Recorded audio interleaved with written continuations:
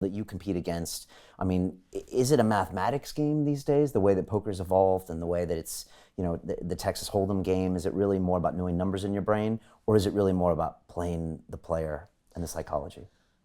Um, these days, it's in order to become one of the very best, you have to have the desire to do a lot of analysis, both sort of pre-game, studying the theory and so on. Within the game, there's sort of it's a game of logic essentially. Oh, well, they did this here and this there, and so that means they're likely to have this range of hands, and sort of piecing that together. And there's some sort of basic math in game, and then again, to be really good, then after the game, you want to analyze what you've done, discuss hand with your peers, people whose game you also respect, and sort of assimilate ideas and feedback from the decisions you've made, that kind of thing. So yeah, it's definitely a game of logic and analysis more than anything. On top of that, I mean, people often like to say, oh, so it's all about reading people and so on. It's like, well, what do you mean by reading someone? I'm looking at you now, I could be reading your body language. I see you're sort of listening to me, you're focused and so on. So that's a form of reading, but also reading someone is the way that they have played the hand. Well, they bet this many chips on that card, and then they check raised on this street, and so on and so forth. That's also a form of reading someone. You're getting information just about their betting patterns and so on. So it depends how you want to define it. But is it more about, some people tend to focus so much more on, just the way someone, well, they move their hand this way and so on and so forth. And it's just not an accurate enough picture you're going to get from the way people behave. Because yes, there are sort of human tendencies.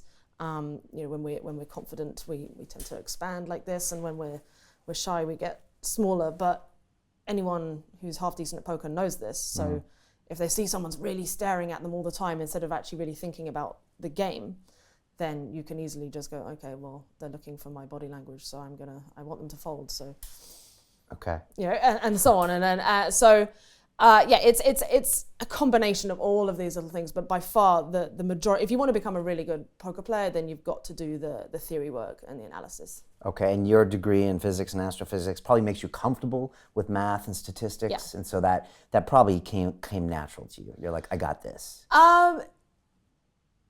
Yes, I mean, analysis and so on was definitely sort of my stronger point when I was still in academia. But then actually, once I had graduated, I went through a few years where, when I first started learning the game, I was just all about it and so on. But once I felt like I was proficient, I'd had some success and so on, I actually became quite lazy and complacent, for want of another word, and didn't do that level of analysis that I should have been. And the way that poker's gone is that there's so many sources of information of how to be better, like the internet and so on, that the average standard of play has just gone up and up and up. And if you don't keep up with that, then you get left behind and so on. That's fascinating to me, because you said that in an interview, that you took kind of like a year off and you weren't studying and doing all the pieces, and then you said the game left you behind. And it's strange to me to think that poker can evolve that quickly when it's the same game, it's the same cards, the same probability, and yet the learning curve is constantly being climbed and people are learning how to play better. Yeah, the average bad player these days is better than probably some of the best players in 1998, for example. Okay, that's wild. And television's had a big part in that, right? TV has, but I would say more than that, the internet. Okay. There's like the explosion of online poker, so sites like PokerStars and so on. They have teaching material on there. You can watch, replay hands, that kind of thing, analyze it. And then there's all these poker forums and discussions where people are discussing in depth, really breaking down hands into the nitty gritty and so on. And so you don't have to put in that much effort to really get the basics, the basic strategy, which people took years to figure out 10, 15 years ago. Okay. I was reading the autobiography of a guy named Tony Hsieh, and he's the CEO of Zappos. He sold his company for like $1 billion to Amazon, and he's in Vegas. And he was talking about poker. He got fascinated after he sold his first company to Microsoft. And I didn't realize it, but he said, when you're playing poker, it's, you're not playing against the house or the casino where you statistically lose. You're playing against the people at the table. Right. And if you change tables and go to another table and they're just a lower standard of players, then your probability of winning goes up. Absolutely. And so I didn't realize that, and the casino just takes a small piece of it. So you really are playing the other people on the table, and their habits can go up and down depending on if they're tired or if they're this or that. So the game is constantly changing, right? Yeah. Okay. Big mistake people make is pigeonholing someone from the get-go. And whenever you sit down at a table, you should obviously try to look around and make a note of all the faces and I guess calibrate. Well, first of all, you want to, I guess, apply a little bit of prejudice based upon the way people look. Oh, it's an older guy, so I'm going to assume he's perhaps a little bit more conservative in his style of play. This is a young kid with a hoodie and sunglasses who thinks he's the shit. So probably isn't.